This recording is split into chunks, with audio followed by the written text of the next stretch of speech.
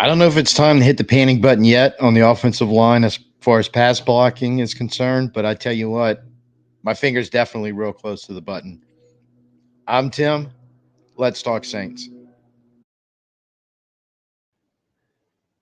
So, when answering the question, is it time to panic on the Saints offensive line from what we've seen the past couple of days in practices?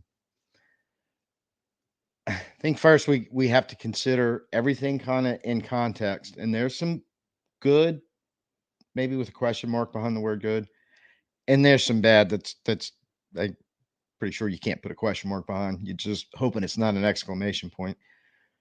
But keeping things in context, Wednesday's practice that was so awful, and with the sack numbers and Hurry's numbers to back it up, and then when video started coming out on it, um, it was all or mostly. I can't.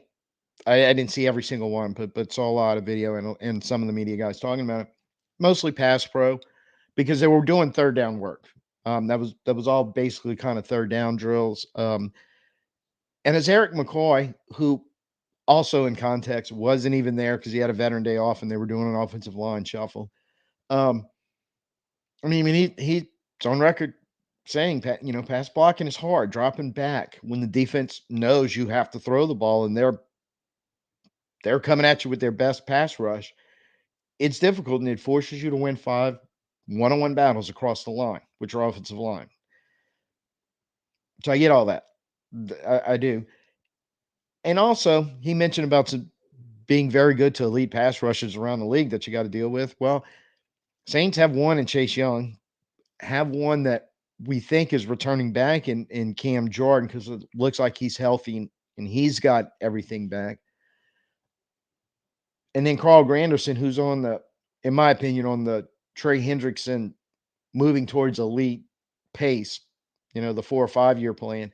So I think he's on the verge of joining that group. And hopefully he does so because we're really going to need it this year. So that's kind of one of the contexts we kind of have to consider in this. And the other one is since it's only third down work you're doing, you're not really running your offense. You're not really running the whole zone scheme concept. You're not doing the things you're trying to do, which is stay ahead of the chains as much as possible to hopefully stay out of third downs completely.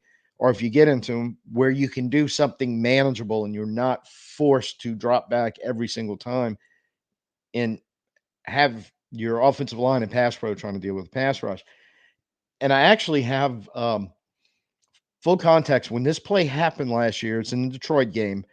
I'm watching from home, and right at the snap of the ball, I knew what was happening. And I'm going to show you how all this kind of relates to what I was talking about of keeping things in context before we get to the bad. Um, and to give credit, the only reason why I knew this was because T. Bob Abear and Jacob Hester talked about how Ben Johnson in Detroit does a fantastic job of RPOs, especially in passing situations.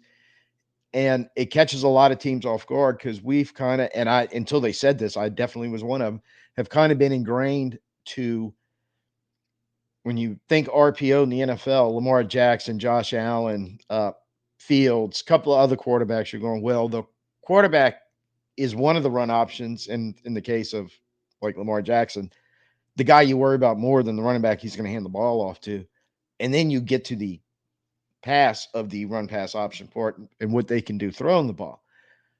But they said you don't need a quarterback to run an RPO. You just need a quarterback to know how to run an RPO and still have that run pass option there. And one of the things they pointed out was Detroit liked to do this thing where they had multiple receivers or possibly trips to one side, single receiver to the other side, running back in the backfield, and they run an RPO off of it. And they said typically what they were seeing when they were breaking down the film before the game, and this was part of their preview of what could happen, things to watch for, all that stuff. This is one of the things they brought up.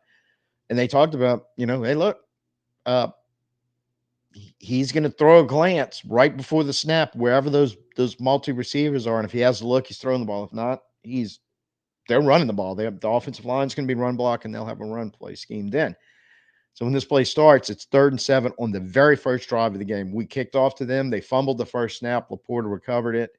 I think it was like 2nd and 12. They gained 5 yards, put them in a 3rd and 7. We basically have 9 defenders in the box, so we're looking like too high safety. Can't see the safety, so I don't know for sure.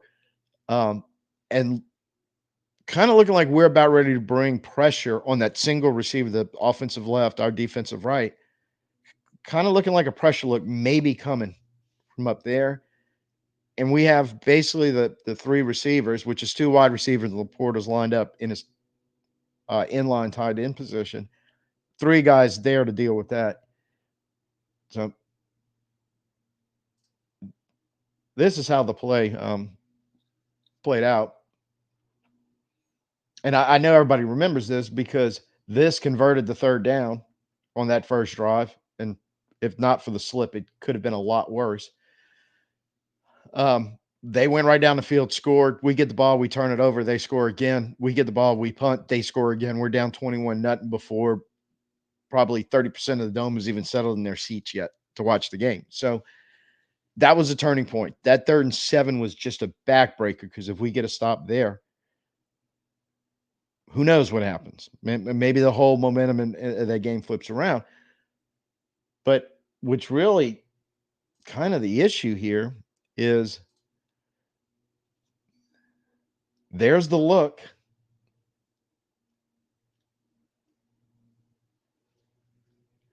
There's the inside zone run. And it's a little blurry, but you can't see it. But you can see in there where that the offensive line had walled off, just like an inside zone run, towards where it looks like the Saints were trying to bring pressure from. So, all in all, we had a very important game that we were playing where on 3rd and 7, which would normally be considered passing down and expecting a team to come out in pass pro and be able to unleash a rush or a blitz or some type of a pressure package on them. And they just looked at it expecting it to come, and they go, well, if we have the numbers out there, we're going to throw the ball real quick. If not, we're going to run an inside zone because odds are we're going to trap that. If we run it correctly, we're going to trap a large section of that pressure look behind the wall and have space for our running back. The only guy capable of making a play once they hand it off was Zach Bourne was lined up on Sam Laporta, and Laporta balked him, and he never got in the play. There was your space. There was a hole. There was a 3rd down conversion, and our wheels were spinning on defense ever since. And I think that's the type of thing we're talking about, keeping this context when you're able to run the full offense with the running game apart, where you can plant that seed. They did it the 3rd play of the game and converted a 3rd and 7. And for the longest part, we got back in the game later. It looks like we started figuring some stuff out, and our offense started moving the ball. But for all in essence, it was over. Beginning of the 2nd quarter, the game was over for the most part. So the bad in all this now, and the bad is really bad. Ending with the bad because the bad definitely doesn't have a question mark. This is well documented in the last 2 days. Because no matter what you say about anything else about keep it in context, you also have to keep in the context that in Wednesday's practice, in that 3rd down, not only did we not win many one-on-ones, if any, most of our losses were total and complete ass kickings. Okay. You can't say it any other way. And then earlier in the week, there was a lot of video the day before Tuesday's practice about, well, there was the pass defense looked really, really good. There were one-on-one individual drills plus their team drills. And it's like, man, the pass rush had a good day. They looked really good. So Wednesday's ass kicking was basically the 2nd day in a row because when video of that, especially the one-on-ones, there's a lot of Twitter videos out there. The one that I'm remembering is after thinking Penning may have started turning the corner after Monday, going Carl Granderson just setting him up inside move, and it was a total whiff. That was one of the worst ass kickings I saw on video. So it's a concern. It's a bad concern because you have to win you one-on-ones. You have to at least win most of them. At least get it over 50% right now that I can start because you're way in the hole from what we're hearing and from what I was able to physically see out there. So there may have been some more. I'm hoping there is, and it's not as bad as it looks and sounds. But as far as I can tell, it's as bad as it looks and sounds. You can't lose. They have to fix the losing the one-on-one problem. Bottom line, no doubt, no argument, no nothing. That has to be fixed and fixed soon, because I was hoping by this point that um, I don't know if my confidence level is declining in the offensive line, because it was always the biggest question mark, was always going to be the biggest issue. And my confidence was just before they got to this point in pads was, can our coaching staff bring these guys along where they need to be so they can get this to work? And it looks like it's working in the running game as best we can tell and hear from success going on there, but it's not translating into the passing game. In context, the whole thing's not in, and we're not running a full like scrimmage or preseason or regular season game schemed offense with play calling and everything. So that is important in all this. But so is losing most, if not all, your one-on-ones when you're trying to pass protect. It can't happen. Here's the problem. Just threw up or looked at yeah, it almost did throw up when I looked at it. But when I looked at the Saints schedule incoming defenses off the top of my head, without having to pull out a roster and seeing if I'm missing somebody or so and so got signed by one of the teams that's on our schedule and I don't know about it. Right now, I was counting very good. I'm thinking of very good to elite interior and edge defenders I can think of. We're going to line up when I started looking at the schedule, like Micah Parsons in Dallas, Jalen Carter in Philly, Chris Jones with KC, Jonathan Cooper in Denver. He's probably in the very good category, but he was very good last year. Chargers, Joey Bosa and Khalil Mack. Double trouble there. Then we got Cleveland right after that. Myles Garrett and Zadarius Smith. Going to be a problem if we don't solve these one-on-one issues. A little later on in the Giants, Kayvon Thibodeau and Brian Burns, both in the very good category, and it looks like they're going to be on opposite sides of the edge rush there. And back into the schedule, we're definitely going to have problems with Max Crosby with the Raiders if we don't solve this one-on-one problem. So I'm sure there's more that I'm missing than if I start drilling through rosters, but at this point, I don't want to. That list is long enough. Guys, start winning your one-on freaking ones. One other thing, gonna go through actually two things, kind of quick. One of them, I did want to talk about the backup quarterback, and just from the standpoint, right now there's a lot of talk of trying to figure out how that battle's going. Is it 2? Is it 3? Some people like disappointed in it. I was like, oh, it's not intense as we thought it would be because we're not. I think they're looking for the wow plays or whatever. I don't really know, and I'm not there to see it myself, so I'm kind of relying on what they're seeing. And then lately, there's a lot of talk back and forth. Um, stuff comes out with the arm talent. Who has the better arm talent? And he's placing his throws and completion percentage. And some of the media has started charting all their pass attempts for all the quarterbacks, including Carr and I guess Peterman too, for that matter. The passing chart, completions, where they are, interceptions, and all. The 9 square chart that we've all seen, where the throws are coming in. Was it a completion, incompletion, or a turnover? And going through that list, trying to determine. There's one thing I haven't heard of any of these discussions going on, and my opinion, going, whoa, pump your brakes, guys, because there's something very important y'all are missing before you can even get to that stuff. You're kind of putting the cart before the horse when you're talking about that before you acknowledge the fact that every quarterback must do a series of things before you even get to the point where you're going to throw the ball. Can they get the play call in and from the sideline and into the offensive players? So you can get them out the huddle fast enough so you can get up to the line of scrimmage so you can do your pre-snap reads and any changes or adjustments you have to make. Once that happens, the ball is snapped. Can you recognize the defense actually do what we thought they were going to do? Or now do we have to start making adjustments because post-snap, no, they didn't.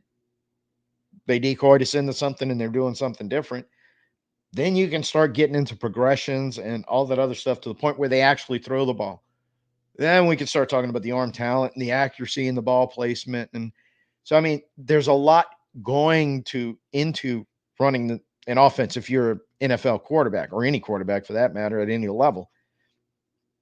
So I would just like to hear, or when Janako's in front of the media, or Clint Kubiak, or somebody, the media asks, how's that let's call it before the throw process, from the time the play comes in till the time he releases the ball, all the stuff in between, that if you're not good at that, you don't get it, and you make mistakes in there, a lot of the stuff they are talking about, oh, his arm strength, his ball placement, yada, yada, yada, ain't going to freaking matter. There's You can't even list them. They come to mind so quick.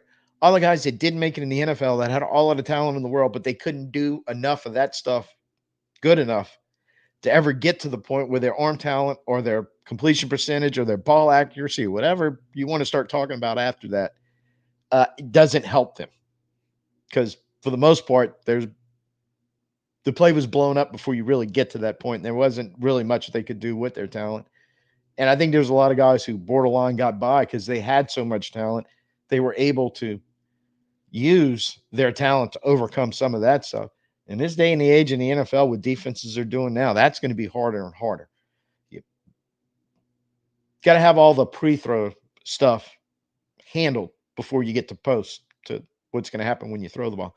So I'd like to get some acknowledgement on that. Not really worried about the coaching staff. I'm pretty sure they're hip to that, and that's part of their evaluation. I just like somebody to ask them and kind of see, because for all we know, all our our three main quarterbacks may already have all that down by this point, and it's not really an issue. No, we're not worried about that. They can do all that code. Now it is about the arm talent and all the other stuff we were talking about. Just wish somebody in the media there would go ahead and ask that question so we can get it confirmed.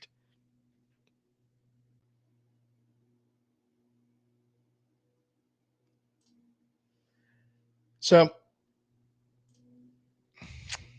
pretty much it. There's one other thing I caught yesterday or last night, a little late, so I don't really know when it happens. But the Saints brought back Marquez Calloway and waived Tommy Hudson with an injury settlement, I guess, or something along those lines, because he left practice injured Wednesday.